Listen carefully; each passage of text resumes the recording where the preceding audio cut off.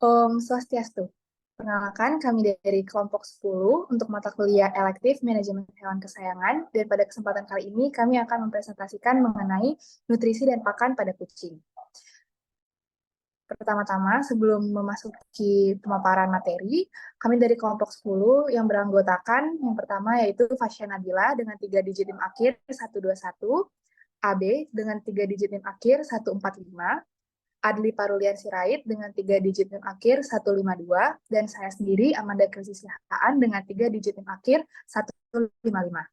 Adapun cakupan materi yang akan kami jelaskan pada presentasi hari ini, yaitu nutrisi dan pakan secara umum, lalu kandungan nutrisi pakan kucing, jenis-jenis pakan kucing, dan cara pemilihannya.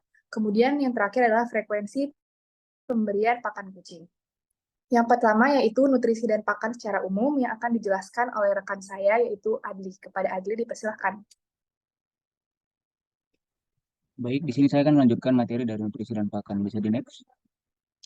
Baik, kemudian kita akan beranjak ke pengertian nutrisi, yaitu merupakan proses yang terkait makanan dan minuman yang dikonsumsi yang mencakup pengambilan zat gizi, metabolisme, dan pemanfaatan zat gizi oleh tubuh. Lanjut ke pengertian pakan, yaitu merupakan makanan atau asupan yang diberikan kepada hewan peliharaan maupun juga hewan ternak. Pakan yang berkualitas adalah pakan yang kandungannya protein, lemak, karbohidrat, mineral, dan vitamin seimbang. Bisa di next.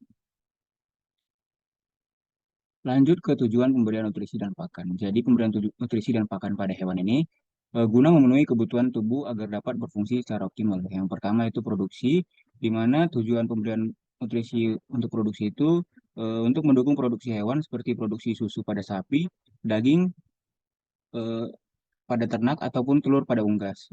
Pada bagian kesehatan juga, nutrisi yang cukup membantu menjaga kesehatan hewan dan mengurangi risiko penyakit. Ketiga, tujuan pemberian nutrisi guna reproduksi itu mendukung reproduksi hewan termasuk keberhasilan perkawinan dan kelahiran anak. Yang keempat, pemeliharaan kondisi tubuh itu menjaga kondisi fisik dan berat hewan yang optimal.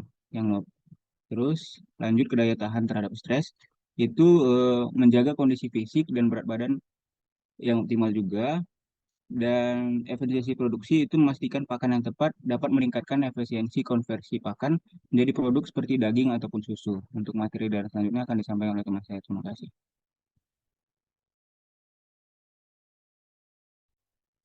Selanjutnya, kandungan nutrisi pakan kucing. Nutrisi sendiri dibagi, next slide. Nutrisi sendiri dibagi ke dalam beberapa subkategori, yaitu protein, karbohidrat, lemak, vitamin, dan mineral. Yang pertama, protein. Sumber protein makanan kucing yang umum adalah daging, unggas, ikan, dan beberapa bahan nabati seperti gluten, jagung, dan tepung kedelai. Next. Yang kedua ada karbohidrat. Karbohidrat merupakan sumber energi yang penting bagi kucing. Beberapa sumber karbohidrat meliputi nasi, jagung, gandum, barley, kentang, dan tanaman dengan buah, beri, akar, atau umbi. Yang ketiga ada lemak. Lemak merupakan sumber energi yang penting bagi anjing dan kucing. Sumber lemak dapat berasal dari makanan yang mengandung lemak nabati, daging, dan ikan. Next slide.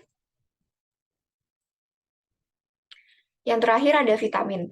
Vitamin merupakan nutrisi yang penting dan berperan dalam berbagai fungsi tubuh, seperti pengaturan metabolisme, perlindungan terhadap oksidasi sel, dan sintesis hormon. Vitamin dapat diperoleh dari berbagai bahan makanan seperti daging, hati, minyak ikan, telur, produk susu, sayuran, dan buah-buahan. Selanjutnya akan dibahas oleh teman saya. Baik, sekarang saya akan menjelaskan mengenai jenis dan cara pemilihan dalam pakan kucing. Yang pertama yaitu jenis dari pakan kucing, di mana yang pertama ada raw food atau makanan alami yang merupakan makanan yang berasal dari daging yang dimasak sendiri untuk menjadi makanan kucing.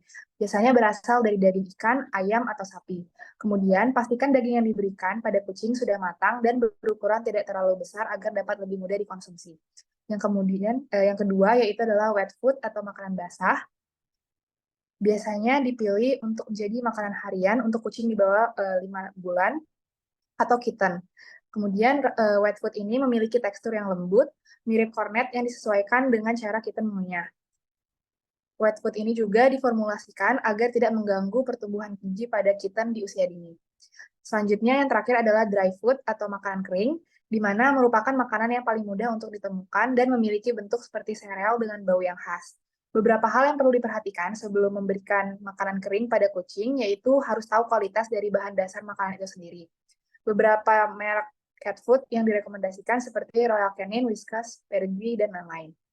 Selanjutnya, untuk cara pemilihan dari pakan kucing sendiri, yaitu pemilik harus bisa memilih pakan yang sesuai dengan usia kucing. Kemudian harus memperhatikan tanggal kadaluarsa, di mana produk pakan yang baik ialah yang mencantumkan tanggal kadaluarsa dan tanggal pembuatan. Semakin baru pakan, maka akan semakin kecil resiko kerusakan.